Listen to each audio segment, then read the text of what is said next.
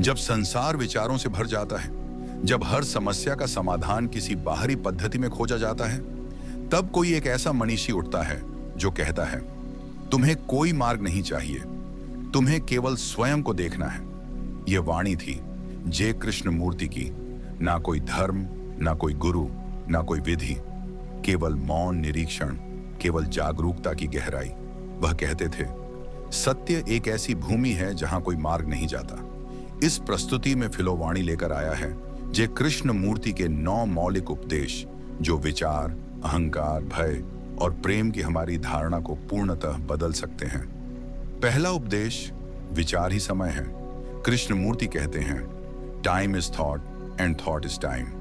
हम अपने अनुभवों की स्मृति से सोचते हैं, उनकी तुलना से भविष्य गढ़ते हैं और इसी चक्र को हम समय कहते हैं। वे कहते हैं, जब तक मन अतीत से संचालित होता है वह नया नहीं देख सकता। समय केवल घड़ी में नहीं है, समय है हमारे सोचने के ढांचे में।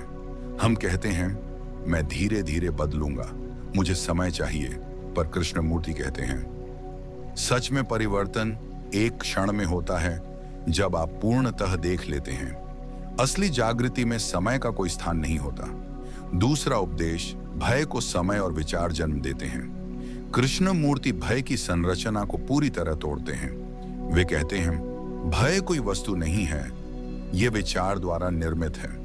हम किसी भविष्य की कल्पना करते हैं, कुछ खोने की, कुछ होने की, और वह विचार भय बन जाता है। उदाहरण के लिए, मुझे नौकरी से निकाल दिया जाएगा। यह अभी नहीं हो रहा है, यह केवल मन में एक कल्पना है, पर उसी कल्पना को हमने वास्तविक अनुभव जैसा महसूस किया। वे कहते हैं, जब आप भय को विचार के रूप में देख लेते हैं तो उसमें से बाहर निकलना संभव होता है। इस देखने में ही मुक्ति है। तीसरा उपदेश, आत्मज्ञान किसी विधि से नहीं आता।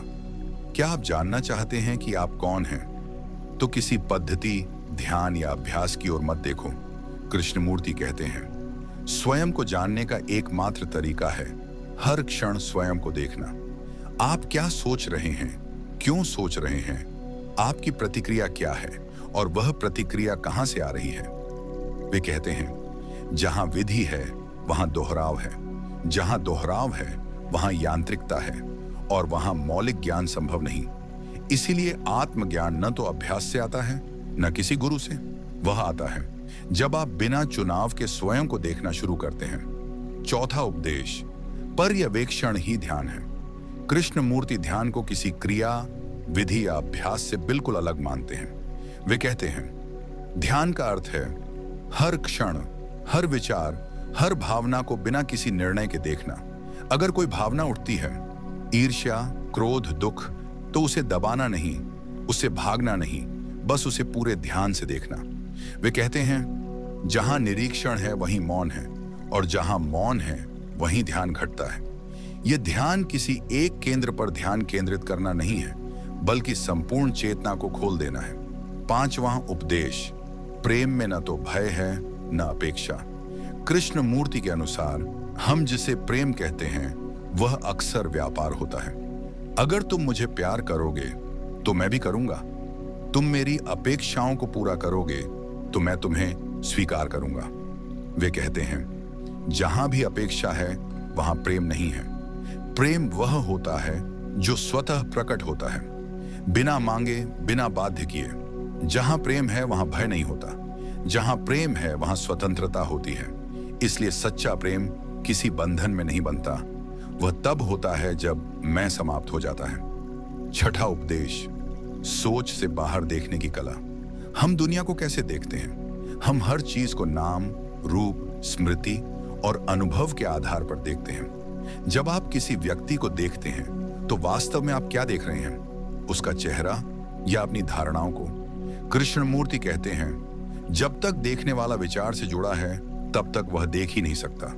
देखना तब शुरू होता है जब मन शांत होता है, जब स्मृति हस्तक्षेप नहीं करती। देखने का अर्थ है किसी चीज को वैसे देखना जैसे वह है, बिना नाम, बिना प्रतिक्रिया, बिना किसी पूर्व धारणा के। सातवां उपदेश, समाज को बदलना है तो व्यक्ति को भीतर से बदलना होगा। कृष्ण मूर्ति बार बार कहते हैं, आप और समाज अलग नहीं है, जैसे व्यक्ति होगा वैसा ही समाज बनेगा। हम अक्सर सोचते हैं कि परिवर्तन बाहर से आएगा, कानूनों से, आंदोलनों से, सरकारों से, लेकिन वे स्पष्ट कहते हैं जब तक मनुष्य अपने भीतर से नहीं बदलेगा, कोई व्यवस्था, कोई प्रणाली शांति नहीं ला सकती। यदि मन हिंसक है तो चाहे वह धर्म की बात करे या शांति की, उसके कर्म हिंसा ही फैलाएंगे। इसलिए वे कहते हैं अगर आप सच में समाज को बदलना चाहते हैं तो शुरुआत स्वयं से कीजिए। अपने विचारों, प्रतिक्रियाओं और धारणाओं को गहराई से देखिए। बाहरी क्रांति से पहले भीतर की क्रांति आवश्यक है। 8वां उपदेश, स्वतंत्रता किसी लक्ष्य की प्राप्ति नहीं है। हम कहते हैं मैं स्वतंत्र हो जाऊंगा जब मैं इस बंधन से निकल जाऊं, जब मैं परमात्मा को जान लूंगा। कृष्ण मूर्ति इसे एक नया बंधन मानते हैं। सच्ची स्वतंत्रता वह है जो अभी इस क्षण अनुभव की जा सके, जब आप किसी लक्ष्य, इच्छा, समय या विचार से बंधे ना हों। उनके अनुसार जहां कोई डर नहीं, जहां कोई चाह नहीं, जहां कोई पहचान नहीं, वहीं स्वतंत्रता है। 9वां उपदेश, सत्य को जाना नहीं जा सकता, वह घटता है। कृष्ण मूर्ति कहते हैं सत्य एक ऐसा राज्य है जहां कोई रास्ता नहीं जाता। कोई गुरु, कोई ग्रंथ, कोई विधि तुम्हें वहां नहीं ले जा सकती। तुम केवल अपने भीतर के भ्रम, भीतर के शोर, भीतर के झूठ को देख सकते हो। और जब वह सब शांत हो जाए, जब देखना पूर्ण हो जाए, तब सत्य स्वयं प्रकट होता है। सत्य कोई उपलब्धि नहीं है, वह घटता है जब चेतना एकदम खाली हो जाती है। तो साथियों, जय कृष्ण मूर्ति के ये 9 उपदेश ना तो किसी पंथ से हैं, ना किसी परंपरा से। ये एक सीधे, सजग और पूर्णतः ईमानदार जीवन का आमंत्रण है। उनकी बातों में कोई लय नहीं, कोई मंत्र नहीं, कोई सांत्वना नहीं, केवल सत्य की निर्भीक पुकार है।